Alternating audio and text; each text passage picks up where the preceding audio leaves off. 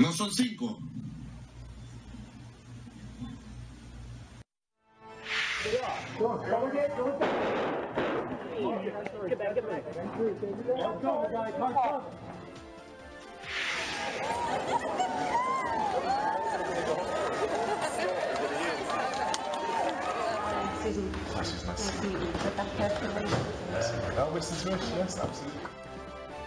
Buenas noches, los saluda Josefina Townsend, bienvenidos a TV Perú Mundo. Hoy nos acompaña Francisco Belaunde. ¿Qué tal, Francisco? ¿Cómo estás? El Perú volverá a ser miembro no permanente del Consejo de Seguridad de Naciones Unidas para el periodo 2018-2019. La candidatura peruana recibió 186 votos a favor, superando así el margen establecido por la Carta de la ONU. Tenemos la nota. Perú, 186. Con 186 votos a favor, el Perú fue elegido este viernes como miembro no permanente del Consejo de Seguridad de las Naciones Unidas para los años 2018-2019. La cantidad de votos recibidos por nuestro país en Asamblea General supera las 2/3 partes establecidas como límite por la Carta de la Organización de Naciones Unidas. La delegación peruana en la ONU estuvo presidida por el ministro de Relaciones Exteriores, Ricardo Luna, e incluyó también al representante permanente del Perú ante ONU, embajador Gustavo Meza Cuadra. Junto al Perú, los 193 miembros de la Asamblea General también eligieron a Costa de Marfil, Guinea Ecuatorial, Kuwait y Polonia como miembros no permanentes del Consejo de Seguridad. Esta entidad está compuesta por 10 miembros electos, 5 votados cada año y 5 permanentes con poder de veto: Estados Unidos, Reino Unido, Francia, China y Rusia. El Consejo de Seguridad es el único órgano de la ONU que puede tomar decisiones jurídicamente vinculantes, así como imponer sanciones y autorizar o rechazar el uso de la fuerza en situaciones determinadas. Por representación geográfica, hay 5 escaños repartidos entre los estados africanos y asiáticos: 1 para Europa Oriental, 2 para América Latina y el Caribe y 2 para Europa Occidental y otros países. El Perú ha sido miembro del Consejo de Seguridad en 5 ocasiones, siendo la última el periodo 2006-2007. Y estamos en el teléfono desde Nueva York con el embajador Gustavo Meza Cuadra, representante de nuestro país ante Naciones Unidas. Embajador, buenas noches. Buenas noches, Josefina. Díganos, ¿qué significa para el Perú ser miembro no permanente del Consejo de Seguridad de Naciones Unidas? Bueno, en primer lugar es un gran honor, es un reconocimiento de la comunidad internacional al compromiso del Perú con el mantenimiento de la paz y seguridad internacional, el compromiso también de nuestro país con el multilateralismo. Como habían dicho, esta es la 5ª vez que el Perú es elegido como un miembro no permanente. Y es realmente un honor y una responsabilidad, porque vamos a tratar los temas más importantes de la agenda internacional, aquellos que tienen que ver con la paz y la seguridad. Ahora, embajador, Sí, lo escucho, ¿sí? Que estamos muy en la comunidad internacional, la candidatura como miembro no permanente a partir del 1 de enero de 2018 y servir 2 años a la comunidad internacional. Sí, lo que pasa es que estaba un poco entrecortada la llamada. Ahora, embajador, es un foro importante, es un honor para el Perú participar, pero también puede ser un foro muy frustrante, ¿no? Con esta situación del veto, que por ejemplo ha impedido que se tomen resoluciones sobre Siria. Bueno, efectivamente es cierto, ¿no? Como ha dicho, hay 5 países que son los miembros permanentes que tienen el derecho al veto. Por eso el Perú, con un grupo de países, viene hace mucho tiempo pidiendo que el tema del veto no se use para temas tan delicados como el tema de genocidio, crímenes contra la humanidad. Así que ese es un tema que también se viene discutiendo a nivel de Naciones Unidas, de cómo hacer para que este tema del veto no afecte, ¿no?, los esfuerzos del sistema internacional y del organismo más importante que tenemos en temas tan delicados como las crisis que hemos vivido recientemente en países como Siria, por ejemplo, ¿no? Y, embajador, además de esa propuesta sobre el veto, ¿hay alguna otra propuesta, iniciativa que quiera llevar el Perú al Consejo de Seguridad? Por ejemplo, ¿puede ser la situación en Venezuela o no sería este el foro? ¿O puede incluso ser el tema del cambio climático o tampoco lo sería? Y la decisión del presidente de Estados Unidos. No, con respecto al tema de Venezuela, como usted sabe, es un asunto que se está tratando en el órgano regional que tenemos, que es la Organización de Estados Americanos, y la propia Carta de las Naciones Unidas establece que los temas que se vienen tratando en estos foros deben ser tratados así, ¿no? Por el momento no se está tratando en las Naciones Unidas. Las Naciones Unidas trata esencialmente temas que tienen que ver con la paz y seguridad internacional. Con respecto a temas como el cambio climático, en realidad una de las cuestiones que está llevando el Perú es no solamente tratar de los conflictos una vez que estos ya han explotado, se han desarrollado, sino hay un esfuerzo muy grande que viene llevando Naciones Unidas, el actual secretario general, para más bien desarrollar una diplomacia preventiva, a enfrentar los conflictos desde el momento que se inician y una labor preventiva y las causas profundas de los conflictos, como podían ser el tema del cambio climático. El cambio climático está afectando en el tema, por ejemplo, del abastecimiento de agua en muchas regiones del mundo, en el África, así que es un tema que se va a discutir, pero no en el formato que se ve en otros foros, como tenemos en Naciones Unidas un foro que ve exclusivamente el tema del cambio climático, pero sí como una de las causas que puede generar algunos de los conflictos. Esta diplomacia preventiva al Perú, sobre todo, le interesa mucho desarrollar, evitar que surjan nuevos conflictos. Ahora, ¿y cree que el Perú estaría dispuesto, quizás otros países lo pueden hacer, en esta idea que dijo Donald Trump a la hora de anunciar su retiro del Tratado de París, del Acuerdo de París, de renegociar este tratado? Bueno, hemos escuchado recientemente las posiciones de los países. El Perú, a través de su Cancillería, el Ministerio de Ambiente, ha lamentado esta decisión y hemos escuchado recientemente a varios países europeos decir que no hay una disposición a renegociar el Acuerdo de París. Como usted sabe, este acuerdo fue un acuerdo al que se llegó después de muy arduas negociaciones, en las cuales el Perú también tuvo un rol muy importante, incluso una de las reuniones tuvo lugar en París, la COP20, así que fue un trabajo muy difícil y un balance muy complicado al que se llegó y que resulta pues muy difícil esta idea de una renegociación de estos acuerdos. Bueno, embajador, muchas gracias por participar en TV Perú Mundo y felicitaciones por esta elección de nuestro país en el Consejo de Seguridad de Naciones Unidas. Muy agradecido y si me permite muy brevemente señalar que en esta campaña que hemos llevado en los últimos años para esta elección casi unánime, hemos aprovechado también una ventaja que tiene el Perú, que es la diplomacia gastronómica. Hemos tenido un festival gastronómico la semana pasada con un chef muy destacado, Miguel Alonso Hernández, y eso realmente también es una de las ventajas compartidas que tiene el Perú en el mundo y que hemos aprovechado en esta ocasión. Bueno, interesante, hablando de paz y seguridad también es un elemento que hay que tomar siempre en cuenta. Muchas gracias. Exactamente, muy amable. Gracias. Gracias, igualmente, embajador. Bueno, interesante, ¿no? La diplomacia gastronómica también. Parece que el ceviche y el pisco sour han cambiado, de repente, influenciado el voto. Qué interesante, ¿no? Primera vez que oigo algo por el estilo, pero qué bien, ¿no? No, bueno, y alentador con los temas tan difíciles de tratar que hay en el Consejo de Seguridad, ¿no? Bueno, pero el Perú va a ser entonces miembro del Consejo de Seguridad durante 2 años, ¿no? Sí, así es. Y efectivamente, después de 10 años, ¿no? Sí, y recordar que los miembros permanentes son Estados Unidos, Reino Unido, Francia, China y Rusia. Exactamente. La decisión de Donald Trump de retirar a Estados Unidos del Acuerdo de París sobre el cambio climático ha sido tan polémica que inmediatamente lanzado su anuncio, la prensa mundial y la comunidad internacional reaccionaron. Activistas salieron a las calles a repudiar el anuncio.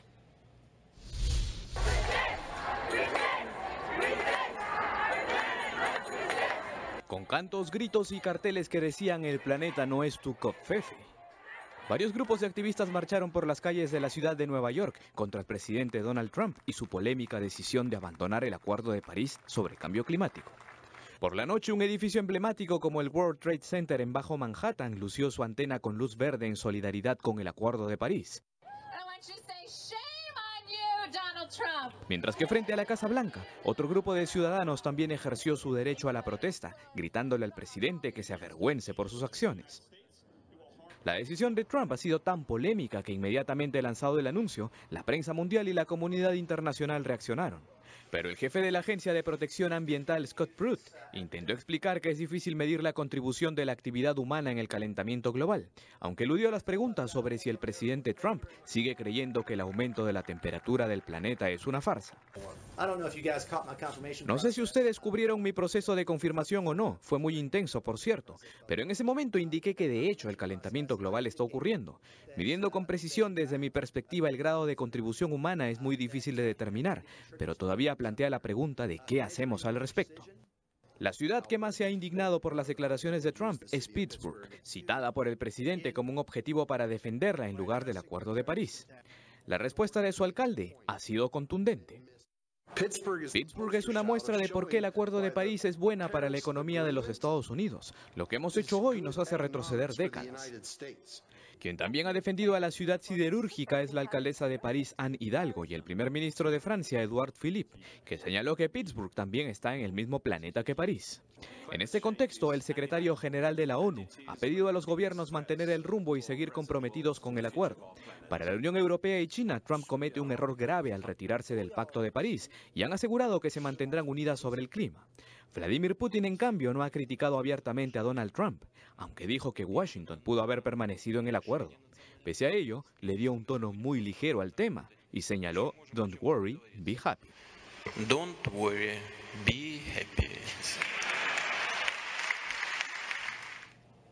Está con Megyn Kelly, la periodista que le hizo unas preguntas más difíciles durante la campaña a Donald Trump, que trabajaba en Fox y ahora se ha cambiado de estación. Bueno, es Trump contra el resto del mundo, pero en realidad parece ser un papel que le conviene, le interesa a Donald Trump, sobre todo en este momento, ¿no? En que está pasando por una situación difícil en términos políticos por la investigación de Rusia, estaba perdiendo popularidad también. Entonces, ha apelado nuevamente a su base, es más, ya ha reaparecido nuevamente su asesor de más probablemente derechista dentro de la administración, que es Steve Bannon. Sí, es verdad. Bueno, claro, es un cálculo básicamente... Política doméstica, ¿no? Política doméstica, podríamos llamarlo politiquero, ¿no? En oposición, lo que podría llamarse la gran política, ¿no? Claramente, efectivamente, hay un cálculo ahí preparándose para las próximas elecciones parlamentarias eventualmente y más allá. Entonces, claramente tiene una oposición entre las dos políticas, ¿no? Ahora, hay discusiones también sobre el hecho de que esto también, por supuesto, de alguna forma es un regalo a China, porque entonces le permite a China asumir una posición de liderazgo en este tema, aunque también hay dudas sobre el hecho que China pueda realmente reemplazar a Estados Unidos como gran motivador que fue para este Acuerdo de París, ¿no? Barack Obama fue sumamente muy activo. Y él, como se lee, por ejemplo, en los comentarios que ahora en el New York Times, fue uno de los que, por ejemplo, convenció a la India de ser más ambicioso en sus metas, ¿no? Recordemos además que China tiene también el problema que consume bastante carbón para su energía. Creo que el 62% de la energía es de origen de carbón en China. Y Barack Obama fue un factor, ¿no? Estados Unidos, a través de Barack Obama, fue un factor para que China aceptara mayores ambiciones. Sin Estados Unidos... va a ser de repente, claro, todos los analistas dicen que de repente va a ser un poco más difícil mantener la misma dinámica, ¿no? Ese es el problema, ¿no? Pero también, según Cristiana Figueres, que ha estado a cargo precisamente de las últimas reuniones de las COPs, la del Perú y la de Francia, finalmente se firmó el Acuerdo de París, que fue la líder desde Naciones Unidas de este proceso, claro, ha dicho que es irreversible, que se va a demorar un poco más por esa actitud de Trump, pero que ya las mismas empresas están comprometidas con la lucha contra el cambio climático.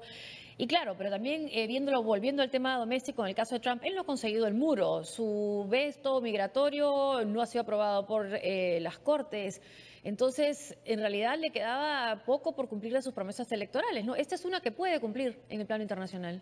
Claro, por lo menos como gesto, porque es verdad también que algunas de las medidas contra digamos, en términos de contaminación, que él ha anunciado que se van a revertir, tampoco va a ser tan fácil que las pueda revertir. Además, ¿no? Efectivamente, así es. Entonces, claro, es verdad que digamos, hay varias cosas que no puede cumplir, pero de todas maneras, la lucha contra el cambio climático es un tema también de carrera contra el reloj, ¿no? Entonces, en ese sentido, lo que se dice es que tiene que haber el mayor esfuerzo, mayor punch, como se dice, para llegar a la meta final, y que no se puede permitir no estamos en condiciones de permitir el menor retroceso, el menor, digamos, pausa en este tema. Entonces, ahí sí podría ser complicado, porque basta que se pase un poquito más del 2% de aumento de la temperatura en los 2100 con respecto a la época preindustrial, para que, digamos, los efectos sean aún más graves, ¿no? Se ha cuidado mucho en repetir que es una mentira, que es un cuento chino, como dijo en un momento el cambio climático. No lo ha dicho él, le han preguntado varias veces a varios de sus asesores, tampoco lo dicen. Dicen, pregúntele él no responde, ¿no? Sí. Lo que dice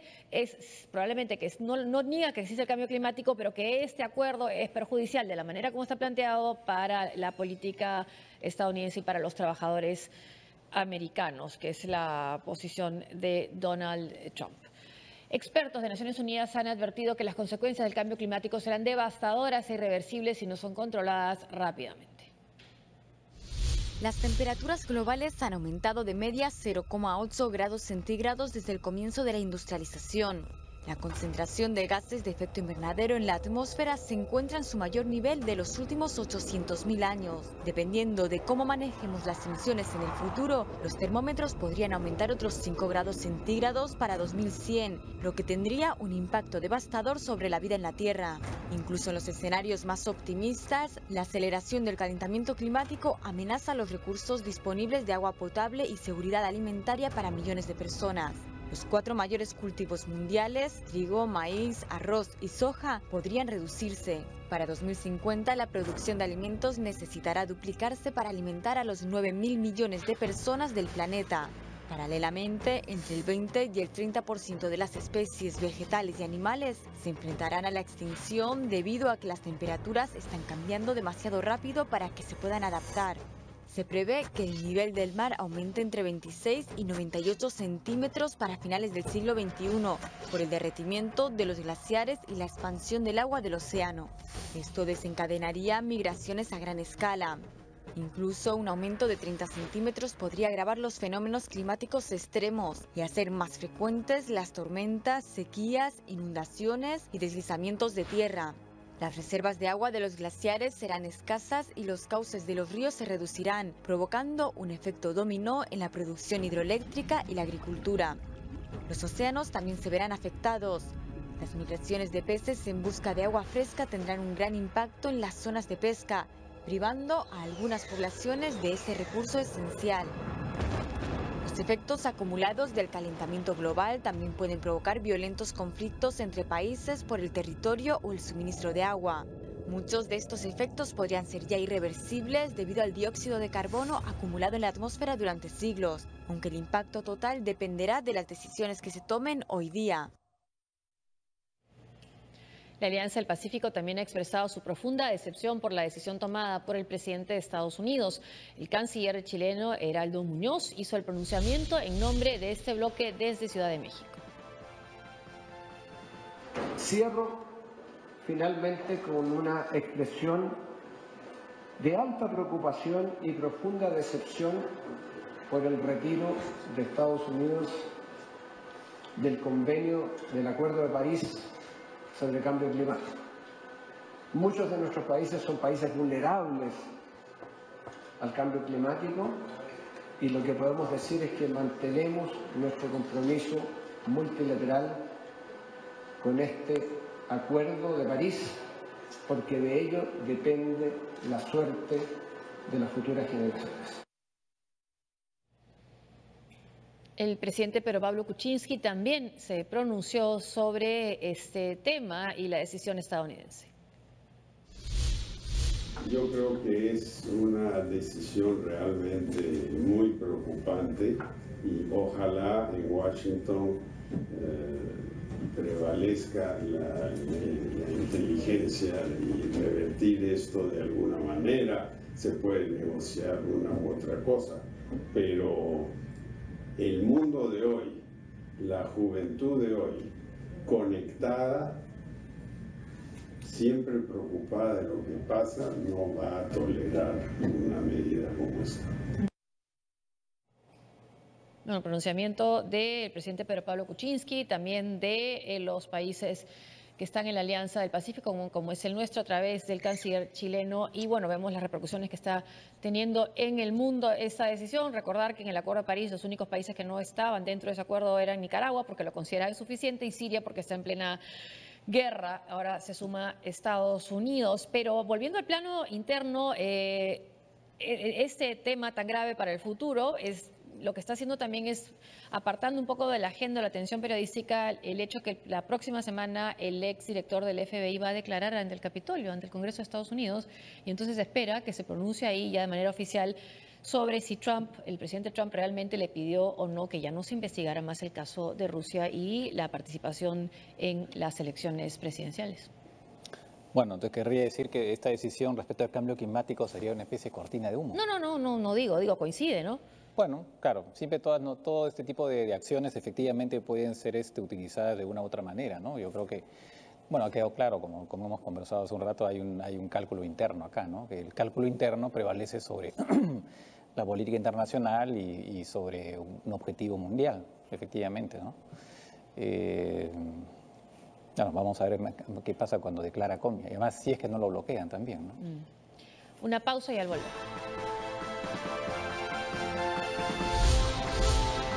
Estudiantes venezolanos marcharon contra el canal venezolana de televisión, mientras que chavistas protestaron contra la fiscal general. Además, un tío del vicepresidente de Ecuador figura entre los últimos detenidos por el caso Odebrecht.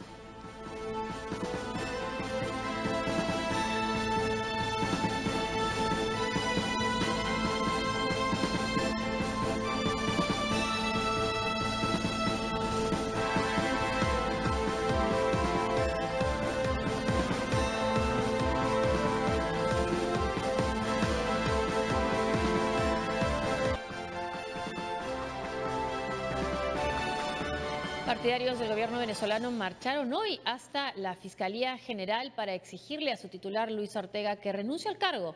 En otra zona de Caracas, estudiantes se movilizaron hacia la sede del canal oficial venezolana de televisión demandando que difunda información veraz sobre las protestas. El movimiento estudiantil, con el respaldo de la Mesa de la Unidad Democrática, marchó hasta la sede de Venezolana de Televisión, BTV, para exigir a este medio difundir información veraz sobre las protestas suscitadas los últimos 2 meses en el país. En un comienzo, las principales vías fueron cerradas para obstaculizar la marcha. Después de mucho insistir, una comisión de estudiantes liderada por Rafaela Requesens logró ingresar a las instalaciones del medio para entregar un documento con sus peticiones. En el lugar aguardaba el actual ministro de Comunicación e Información, Ernesto Villegas.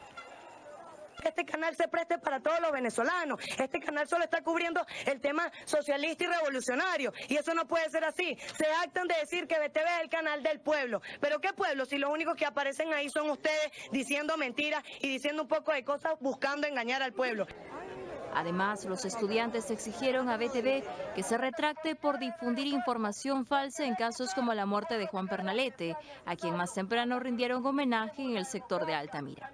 Al oeste de la capital, en el sector de La Vega, un contingente de la Guardia Nacional reprimió a los manifestantes con tanquetas. En el lugar se reportaron enfrentamientos entre los vecinos y los agentes de seguridad. Mientras tanto, manifestantes chavistas se concentraron frente a la sede de la Fiscalía para rechazar las declaraciones de la fiscal Luis Ortega sobre la Asamblea Constituyente. Como se recuerda, Ortega pidió al Tribunal Supremo una aclaratoria de los artículos que permiten la actual convocatoria de la Asamblea. Señora fiscal, ni usted con sus llamados a alentar la violencia y alentar a sus guarimberos, ni usted con sus llamados a desconocer el legado del comandante Chávez. Este viernes, más voces del oficialismo se sumaron al grupo de críticos a la constituyente. Ahora el diputado del Partido Socialista Unido de Venezuela por el estado de Lara, Germán Ferrer, expresó su rechazo a la iniciativa de Maduro. El también esposo de la fiscal general explicó que si bien la iniciativa de una asamblea puede ser del presidente de la República, la convocatoria para la misma deben hacerla los ciudadanos. Bueno, aquí hay una queja contra la manera como informa la televisión estatal venezolana, ¿no? Y por otro lado están los chavistas quejándose por la posición de la fiscal general. Y lo que coincide es que esta televisión no llevó en directo, como usaba hacerlo, las declaraciones de la fiscal cuando declaró hace muy poco que, por ejemplo, la muerte de Juan Pernalete había sido por una bomba lacrimógena dirigida directamente al cuerpo. Así es, y bueno, se intensifica una vez más el conflicto, ¿no?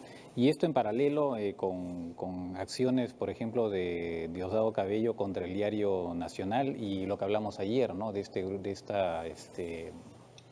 esta por internet, este medio por internet. La Patilla. La Patilla, efectivamente, ¿no? Que ha sido, digamos, condenado a pagar $500,000 a Diosdado Cabello, ¿no? Y curiosamente, parece que Maduro, creo que lo vamos a mencionar en un ratito, hubiera cedido aparentemente a la fiscal al decir que finalmente la Constitución sí sería sometida a referéndum, aun cuando en realidad eso no es tan cierto, porque finalmente quien tiene que decidir eso es la propia constituyente, ¿no? Entonces Maduro puede decir ahora eso, pero al final si esta constituyente elegida bajo una modalidad no de sufragio universal, sino de, digamos, una especie de sistema corporativo a través de organismos representativos, supuestamente es elegida con mayoría oficialista, pues no habrá referéndum simplemente, ¿no? Y ante las críticas por una asamblea constituyente convocada por el gobierno y no por la ciudadanía, el presidente Nicolás Maduro hizo una nueva promesa, lo que estábamos comentando, someter al voto popular la futura Carta Magna que provenga de esta iniciativa, tal como le establece la Constitución actual y como ocurrió en 1999. Al final del proceso, seguro, y yo lo propondré de manera expresa, abierta y taxativa, la nueva Constitución saldrá a referéndum consultivo para que sea el pueblo que diga si está de acuerdo con la nueva Constitución reforzada o no está de acuerdo. Lo digo como seguro que lo viví y lo digo seguro como que lo voy a vivir. Y la ONG Amnistía Internacional tiene esta información. Venezuela, militarización de la crisis por parte de autoridades, intensifica la violencia y promueve el miedo. Es una de las afirmaciones al desplegar fuerzas y cortes militares para confrontar una situación política y social cada vez más tensa. La administración de Maduro solo está intensificando la crisis como quien intenta apagar un incendio con gasolina. Seguimos en Venezuela. Nicolás Maduro nuevamente sujeto de burlas en las redes sociales por lo que dijo durante su programa en directo con Maduro. El video es ahora viral. Veamos. Aragua, Miranda, Barinas, Táchira, Bolívar, todo el país de punto a punto. Los 5 puntos cardinales. No son 5.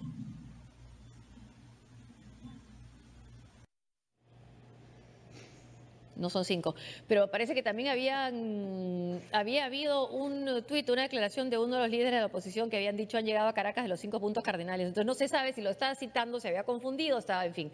Pero bueno, es viral.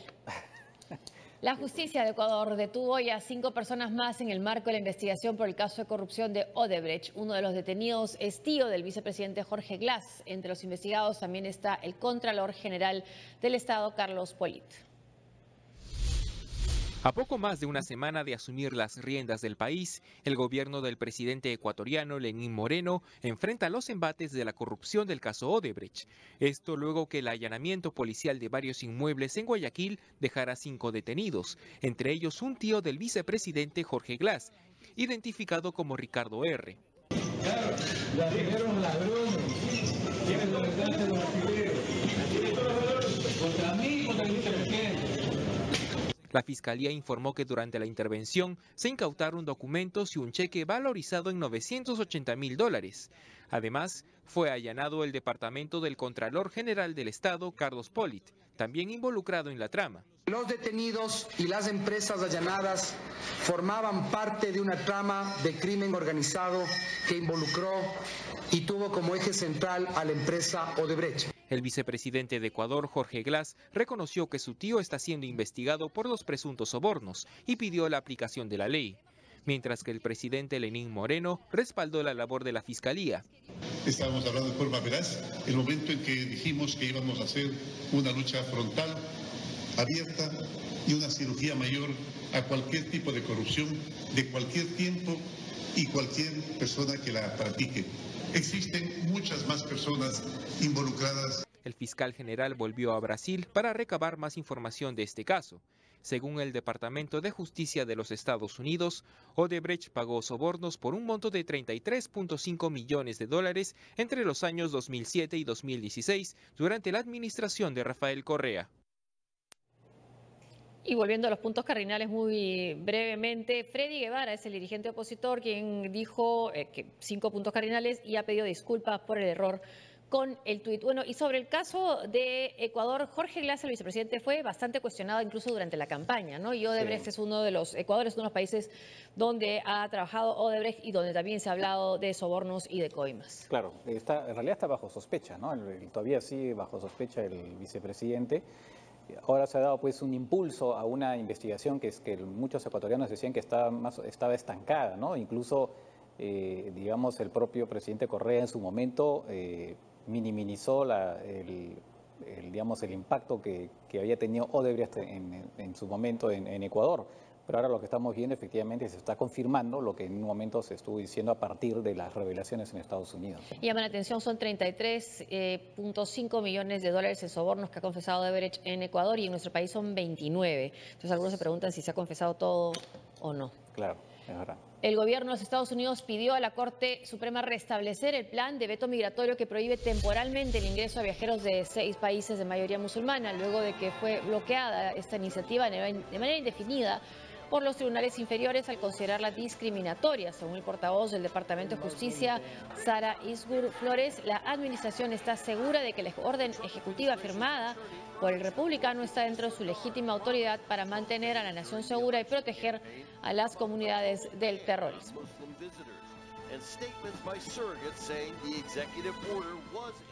Bueno, también se está cuestionando sobre el tema del terrorismo que Trump haya adelantado que la violencia en Filipinas, en Manila, era un hecho terrorista, cuando según la policía filipina no es terrorismo, aunque el ISIS lo esté reivindicando. Así es, y respecto justamente a lo de Filipinas y lo del ISIS, no hay que olvidar que en realidad en Filipinas hay este grupo Abu Sayyaf, que no es, o sea, es un grupo no creado por el ISIS, es un grupo que existe hace mucho tiempo, es un grupo islamista radical que se ha adherido, digamos, como otros grupos al ISIS, pero que tiene un origen muy anterior, ¿no? Aparentemente el presidente filipino busca decir que en realidad dice que son gente que viene del extranjero, de Irak, de Siria, donde fuere, pero en realidad es un grupo inicialmente, por lo menos, puramente local, ¿no? La comediante Katie Griffin ofreció una conferencia de prensa este viernes para explicar su participación en una sesión de fotos en la que posó una falsa cabeza ensangrentada que representaba a Donald Trump. Griffin ofreció disculpas públicas, pero también reclamó por cómo se ha tratado su caso en los medios. Ella perdió sus patrocinios y empleo, incluido el de ser copresentadora de Nochevieja de CNN, rol que compartía con el periodista de esa cadena, Anderson Cooper. Absolutely. I don't think I will have a career after this. I think he. No creo que vaya a tener una carrera después de esto. Seré honesta, él me arruinó. Me arruinó y entonces esto no estaba bien y me disculpé porque era lo correcto. Y luego vi la marea y lo que estaban haciendo y vi que trataban de girar el tema hablando sobre Barron y obviamente nunca fue mi intención. Yo nunca quise herir a alguien y menos a un niño, pero empecé a ver lo que realmente estaba sucediendo. Una pausa y al regresar se confirman decenas de muertos en ataque a complejo hotelero de Manila. Además,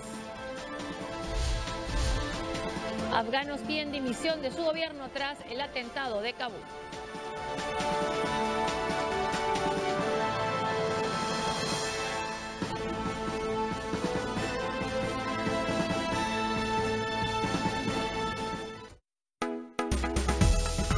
Estamos viendo TV Perú Mundo.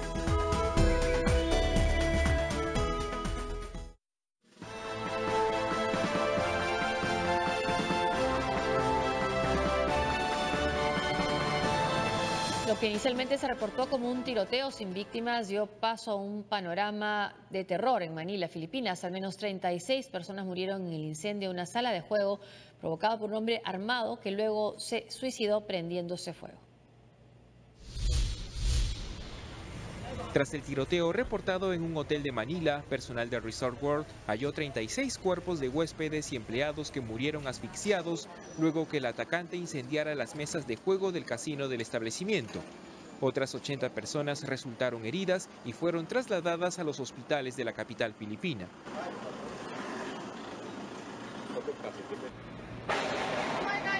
Según las autoridades locales, el móvil fue el robo a la sala de juegos, a pesar de que el asalto fue reivindicado por el Estado Islámico.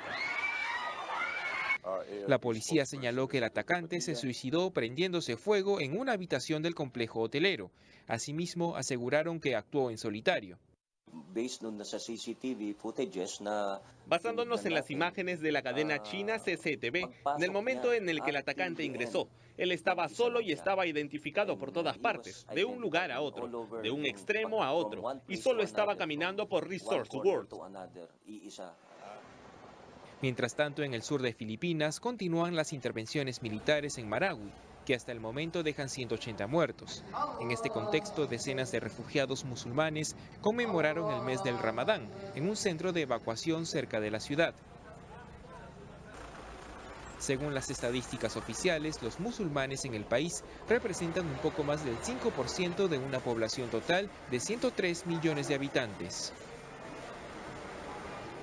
La policía afgana se enfrentó a decenas de manifestantes que querían protestar frente al Palacio Presidencial.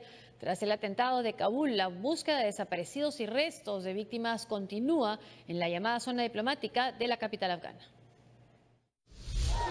Decenas de manifestantes piden la dimisión del gobierno afgano en Kabul tras el atentado de ayer. Los manifestantes, que se dirigían hacia el Palacio Presidencial al grito de muerte a los talibán y justicia, han sido dispersados por la policía con tiros al aire y manguerazos cuando intentaban franquear un cordón de seguridad. Los servicios secretos afganos apuntan al grupo armado Haqqani, aliado de los talibán, del mortífero atentado con camión bomba del miércoles en Kabul. Aunque los talibán desmienten su implicación en el ataque, que ha causado 90 muertos y centenares de heridos. Sigue habiendo personas desaparecidas. Las autoridades han advertido que debido a la fuerte explosión, muchos cuerpos no podrán ser identificados. El ataque del miércoles ha sido el peor registrado en la capital afgana desde 2011. La policía de Orlando, en Estados Unidos, divulgó imágenes no conocidas hasta hoy de la masacre ocurrida en la discoteca Pulse, lugar donde 49 personas murieron asesinadas el 12 de junio del año pasado. El video, grabado por las cámaras de los propios agentes, muestran el momento en que los policías irrumpen en el local y se enfrascan en una balacera con Omar Mateen, autor de la peor matanza por arma de fuego en los Estados Unidos. Guys, Lord Jesus, watch over me.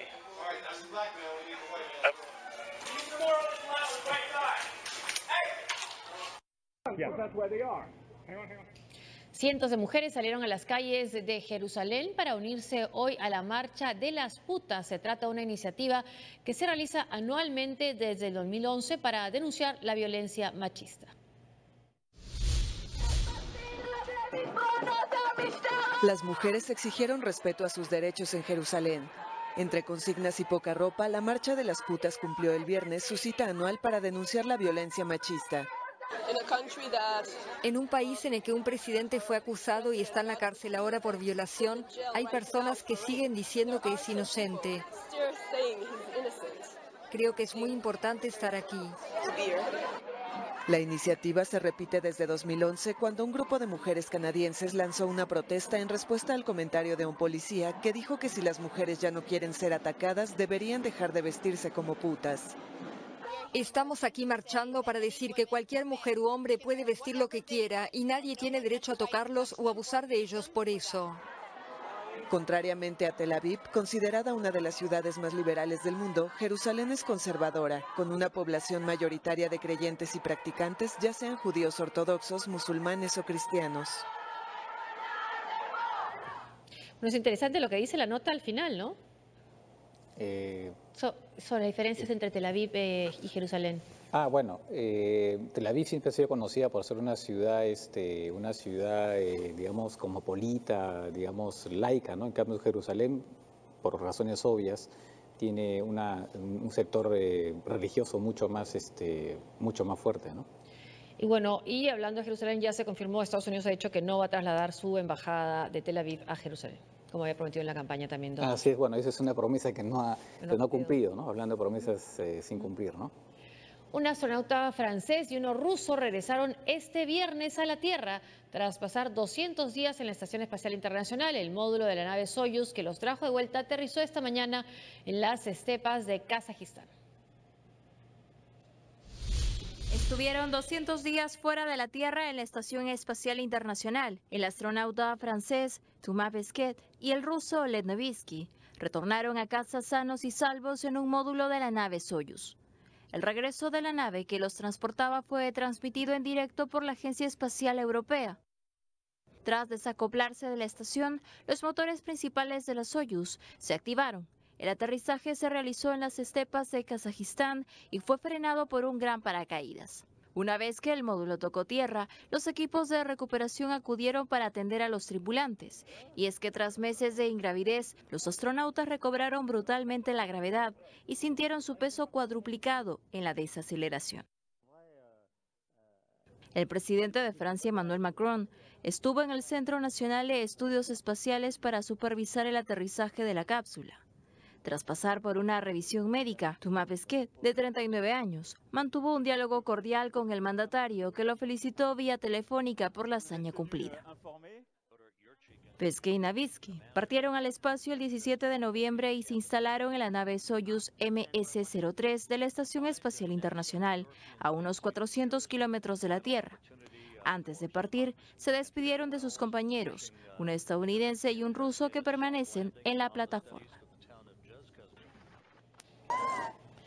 Thomas Pesquet, ¿lo conocías? Es todo un héroe en Francia. La verdad es que sí, pero curiosamente no había oído hablar mucho de él. Sí, bueno, es un motivo de orgullo, ¿no? En primeras planas en los diarios está viendo el caso de Thomas Pesquet, bastante joven en el espacio. Pues tiene la edad del presidente. 39 años. Una pausa y al volver. El príncipe William de Inglaterra visitó Manchester. Además, máxima seguridad en la ciudad inglesa de Cardiff para la final de la Champions League.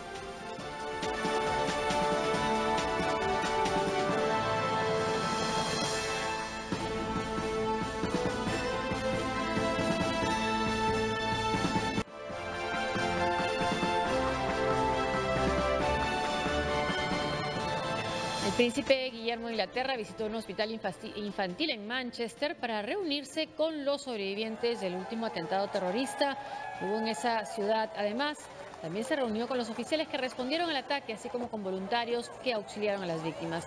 También el duque de Cambridge dejó sus condolencias por escrito con la frase «La fuerza de Manchester y la unión es un ejemplo para el mundo».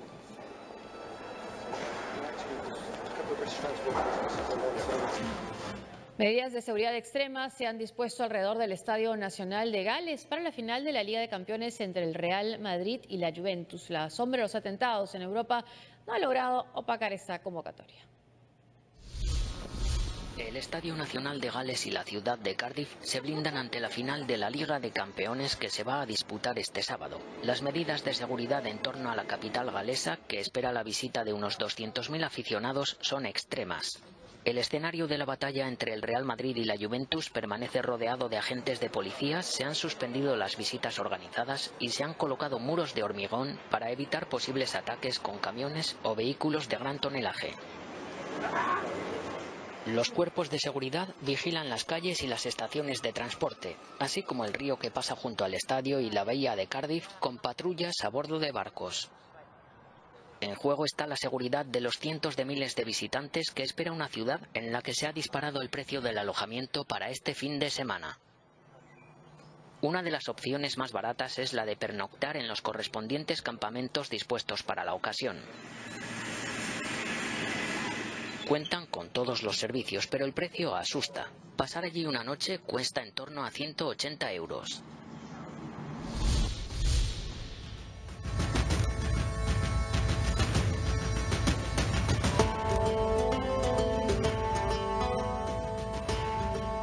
Solo 24 horas nos separan del encuentro que definirá al próximo campeón de Europa, el Real Madrid, y la Juventus de Italia. Tienen ya todo listo para que mañana, a la 1:45 hora peruana, disputen la esperada final de la Liga de Campeones. La plantilla de la Casa Blanca llegó esta mañana a Cardiff, lugar donde el equipo de Zinedine Zidane busca una nueva orejona, la número 12 para sus vitrinas. El cuadro de Cristiano Ronaldo busca revalidar el título conseguido el año pasado en el estadio de San Siro, donde venció por penales en la final al Atlético de Madrid, gracias a este tanto de su máxima estrella. wins Real Madrid the UEFA Champions League. It is their year yet again, and their main man. El rival, la Juve, también arribó hace unas horas a la ciudad galesa, donde el cuadro de Dybala, Cuadrado e Higuaín fue recibido por una gran cantidad de hinchas turineses, quienes buscan consagrarse como reyes de Europa tras 21 años. Fue justamente en Roma que el año 1996 la Juventus vencería por penales al Ajax de Holanda, consagrándose por última vez como campeón de la Champions.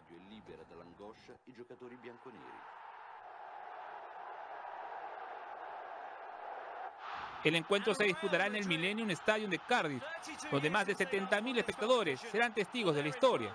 El recinto contará con las máximas medidas de seguridad, tras los últimos atentados terroristas ocurridos en el viejo continente. En Siria, la guerra es inspiración de telenovelas. El ruido de las explosiones de rodaje confunde a los habitantes de Damasco, pero estas producciones han encontrado aceptación entre el público. Estas espectaculares explosiones ocurren en Siria y, por fortuna, no son parte de la guerra, sino de una ficción. Los sonidos de disparos y estallidos alarmaron a los residentes de la capital Damasco, pero al acudir hacia el punto del supuesto ataque, encontraron al equipo de filmación de Shock, una de las telenovelas que se está popularizando en el mes del Ramadán, que muestra la terrible realidad del país que lleva 6 años en guerra civil. Últimamente el contenido de las telenovelas se ha diversificado a pesar de las difíciles condiciones que hemos experimentado y aún experimentamos. Comedias, historias de amor, series históricas y fantasías. Las novelas no se limitan a contar la realidad, sino al contrario, se ha reducido mucho. Todo el mundo trata de escapar a la reproducción de la realidad, porque está demasiado cerca y las heridas todavía son demasiado frescas. La responsable de esta producción señala que antes se refugiaba en historias de amor, pero que no se puede rehuir de la actualidad. Las historias de Shock giran en torno a secuestros y desaparecidos durante la guerra con escenas de combate, muerte y destrucción. Para los realizadores es complicado esto, pero no resulta tan difícil como ver la realidad diaria. La depreciación de la libra siria y los problemas económicos debido a la guerra han afectado a las producciones cinematográficas, mientras que algunos actores se han exiliado en otros países por motivos económicos, políticos y de seguridad. Así explica la situación el director Samer Hussein. Una de las consecuencias es que el mundo de las telenovelas en Siria desgraciadamente se ha vuelto absurdo, superficial y mezquino, con capacidades de producción apenas descriptibles. Es un trabajo superficial y en su mayoría son comedias totalmente ordinarias. La serie que dirige Hussein, llamada Fauda, significa caos y ha sido rodada en Gaza, un barrio ubicado en uno de los principales frentes entre el régimen de Bashar al-Assad y los rebeldes en la capital siria. Hasta aquí el programa. Muchas gracias por acompañarnos. Gracias, Francisco. Hasta el lunes. Buenas noches.